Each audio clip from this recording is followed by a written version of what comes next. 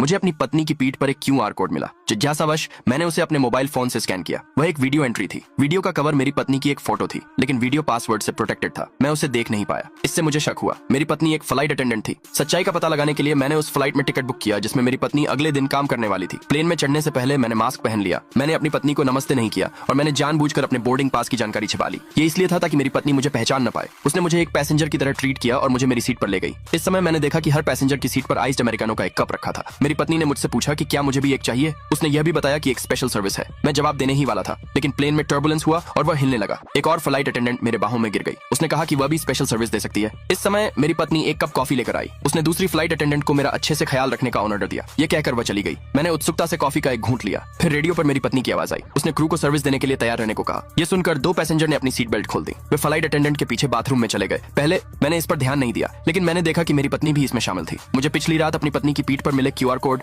और उस password protected video की याद आई। मुझे अचानक सब कुछ समझ में आ गया। मैंने अपनी पत्नी का असली चेहरा सामने लाने का फैसला किया, लेकिन जब मैंने बाथरूम का दरवाजा खोला तो मुझे कुछ नहीं दिखा। पैसेंजर नॉर्मली बाथरूम इस्तेमाल कर रहे थे, जबकि मेरी पत्नी हाथ में केतली लिए गलियारे में चल रही थी। मुझे लगा कि मैं ज्यादा सोच रहा हूँ, इसलिए मैं अपनी सीट पर वापस चला गया। मैंने प्लेन के लैंड होने तक इंतजार किया, लेकिन प्लेन से उतरने के बाद मैंने देखा कि मेरी पत्नी उन पैसेंजर के साथ थी। यात्रियों ने बारी बारी से उसकी पीठ पर बना क्यूआर कोड स्कैन किया। उसके बाद वह उनकी कार में बैठ गई। मैं उनका पीछा करने ही वाला था, लेकिन एक फ्लाइट अटेंडेंट ने मुझे रोक दिया। उसने मुझे पानी की एक बोतल दी और उसने मुझे बताया कि असल में क्या हुआ था। आगे देखने के लिए हमारे चैनल से जुड़ जाएं।